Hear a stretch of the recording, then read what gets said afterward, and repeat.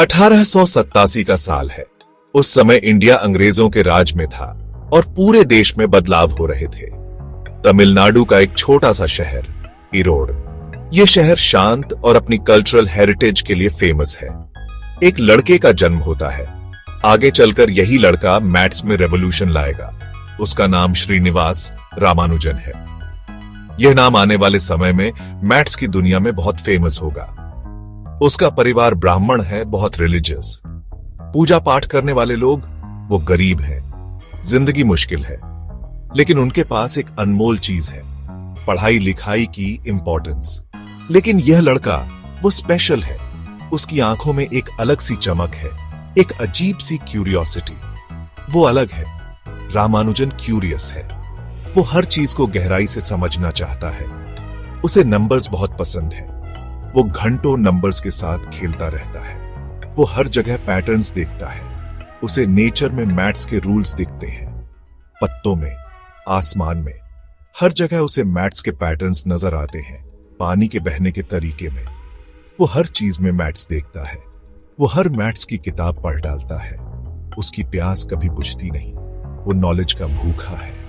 उसे हर नई इंफॉर्मेशन में इंटरेस्ट है। उसका परिवार उसकी एबिलिटी देखता है।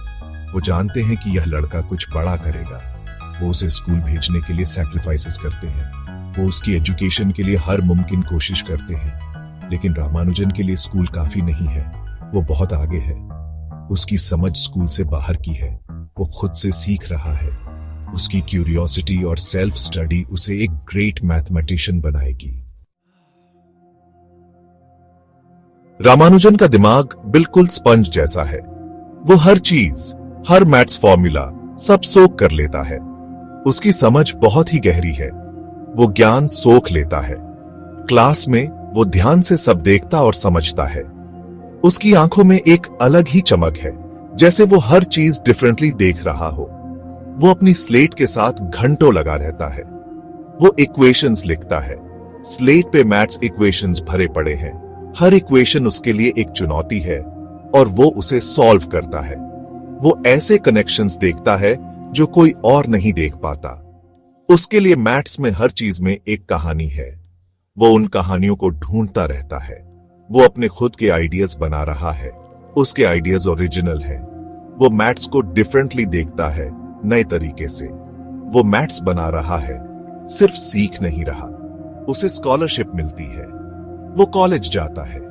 उसकी टैलेंट सबको दिखती है और उसे आगे बढ़ने का मौका मिलता है।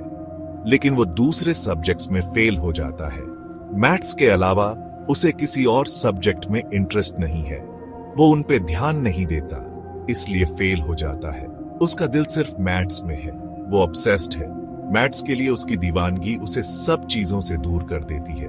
वो दिन रात मैथ्स के बारे में ही सोचता है। वो बाकी सब चीजें इग्नोर करता है। उसकी टेबल पे मैथ्स की बुक्स और पेपर्स बिखरे पड़े हैं। वो दूसरे सब्जेक्ट्स की बुक्स को छूता तक नहीं। वो कॉलेज छोड़ देता है। वो अकेला है। मैथ्स की दीवानगी उसे सबसे अलग कर देती है। वो अपने थॉट्स में खोया रहता है। वो गरीब है। अब उसकी शादी हो गई है, पैसे की तंगी है और अब परिवार की जिम्मेदारी भी है। उसे जॉब चाहिए। वो जॉब ढूंढ रहा है ताकि परिवार का ख्याल रख सके। उसकी चिंता उसके चेहरे से दिख रही है। वो क्लर्क बन जाता है। वो क्लर्क का काम करता है, लेकिन उसका मन मैथ्स में ही रहता है। लेकिन नंबर्स के लिए उसका पैशन कभी कम नहीं होता। वो रात में देर तक मैथ्स करता रहता है। मैथ्स के लिए उसका प्यार हमेशा बना रहता है। रामानुजन अपने मैथ्स पे लगा रहता है। वो नोटबुक्स में लिखता जाता है, फॉर्मूलाज के पन्ने भरता जाता है, थ्योरम्स जो दुनिया ने पहले कभी नहीं देखे। उसका काम कमाल का है, लेकिन वो अकेला है। इंडिया में कोई उसे समझ ही नहीं पाता। उसे पता है कि उसे मदद चाहिए। उसे किसी ऐसे इंसान की जरूरत है जो उसकी काबिलियत को पहचाने। वो अपना काम इंग्लैंड के मैथमेटिशियंस को भेजने लगता है। कई उसे मना कर देते हैं। उन्हें लगता है कि वो धोखेबाज है, पर वो हार नहीं मानता। वो लिखता रहता है। उसे पूरा भरोसा है। एक दिन एक लेटर आता है। यह लेटर कोई मामूली लेटर नहीं है। यह एक ऐसे गाय के लिए है जिसने मैथ्स में नेपियना नाम बना लिया है। यह कैम्ब्रिज यूनिवर्सिटी के एक फेमस मैथमेटिशियन जीएच हार्डी का है। हार्डी अपनी टाइम का एक टॉप दिमाग है। हार्डी ने रामानुजन के वर्क में कुछ स्पेशल देखा है।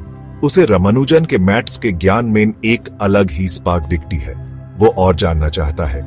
वो जानना चाहता है कि ये जीनियस कौन है जिसने बिना किसी प्रॉपर ट्रेनिंग के इतने डिफिकल्ट थ्योरीज बना लिए हैं। ये लेटर सब कुछ बदल देता है।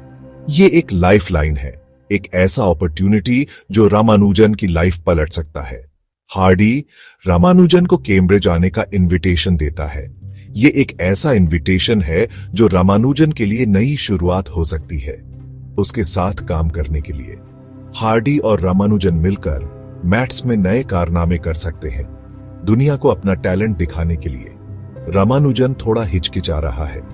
उसे अपने घर परिवार छोड़ने का डर है। वो एक सच्चा ब्राह्मण है। इंडिया छोड़ना पाप है उसके रिलीजन के हिसाब से, लेकिन मैथ्स के लिए उसका जुनून और भी तेज है। मैथ्स उसके लिए सिर्फ एक सब्जेक्ट नहीं बल्कि एक दीवानगी है। वो जानता है कि यही उसका अपॉर्चुनिटी है। ये एक ऐसा चांस है जो उसे अपनी इंटेलिजेंस दुनिया को दिखाने का मौका देगा। वो जाने का फैसला करता है। ये एक बड़ा कदम है, लेकिन वो जानता है कि ये उसकी जिंदगी का सबसे इंपॉर्टेंट डिसीजन है।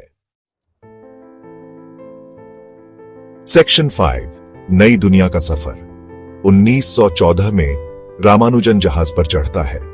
वो अपनी पुरानी दुनिया को पीछे छोड़ रहा है।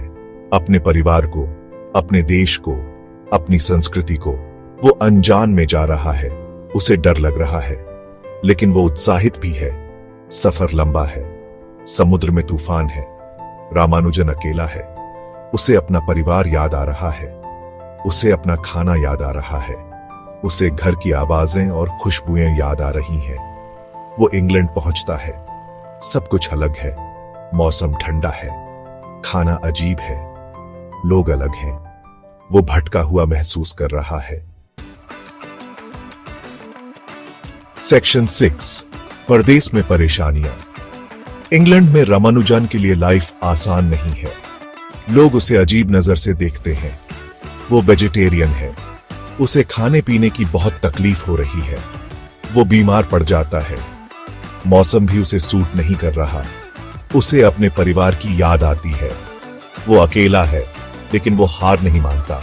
वो खूब मेहनत करता है। वो हार्डी के साथ काम करता है। वो अपने थ्योरम्स प्रूव करता है। वो पेपर्स पब्लिश करता है। धीरे धीरे वो फेमस हो रहा है। सेक्शन 7, रामानुजन के थ्योरम्स शाइन ब्राइट करते हैं। रामानुजन का टैलेंट चमक रहा है। उसका काम मैथमेटिकल कम्युनिटी को हिला के रख देता है। उसके फॉर्मूलास बड़े एलिगेंट हैं। वे पावरफुल भी हैं। वे रिसर्च के नए रास्ते खोलते हैं। वो ग्राउंड ब्रेकिंग डिस्कवरीज कर रहा है। जिन मैथमेटिशियंस ने कभी उस पर डाउट किया था, वे अब अमेज्ड हैं। वे इम्प्रेस्ड हैं। वे उसकी प्रतिभा को मानते हैं। वह रॉयल सोसाइटी के लिए चुन लिया जाता है। यह एक बहुत बड़ा सम्मान है। वह इसे पाने वाले सबसे यंग लोगों में से एक है। सेक्शन 8, बहुत जल्दी चले गए, लेकिन ट्रेजेडी आती है। रामानुजन बीमार पड़ जाते हैं। उन्हें ट्यूबरक्यूलोसिस हो जाता है। इंग्लिश वेदर ने उनकी तबीयत और खराब कर दी। वह ठीक नहीं हो पा रहे थे।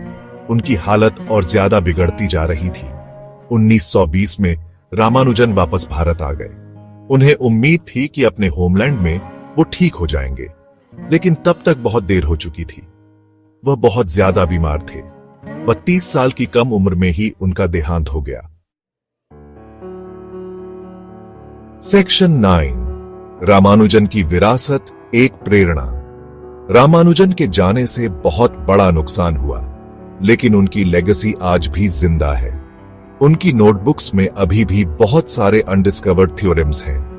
आज भी मैथमेटिशियंस उन पर रिसर्च कर रहे हैं। उनका काम आज भी नई डिस्कवरीज को इंस्पायर करता है।